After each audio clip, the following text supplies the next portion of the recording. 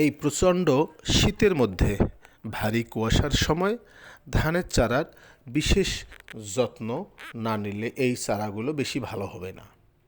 যদি এই চারাগুলোকে আপনারা সুস্থ সবল রাখতে চান তাহলে অবশ্যই এই নিয়মগুলি পালন করতে হবে।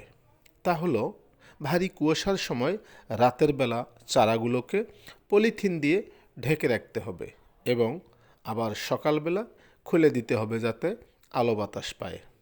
এবং সেই সাথে ছত্রাকনাশক ঔষধ অবশ্যই ব্যবহার করতে হবে।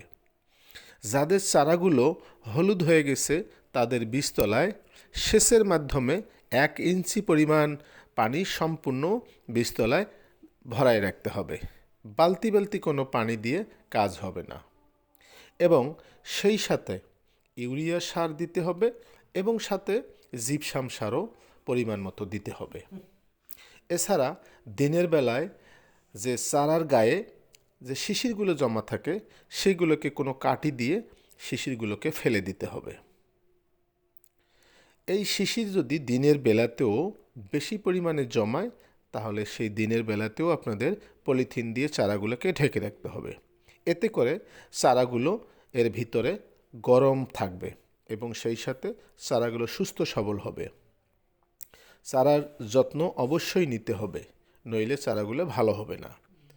তাহলে আপনাদের ফলনও বেশি ভালো হবে না। জানেন তো, আজকের যেটা চারা আগামী দিনের সেটা সোনালী ধান।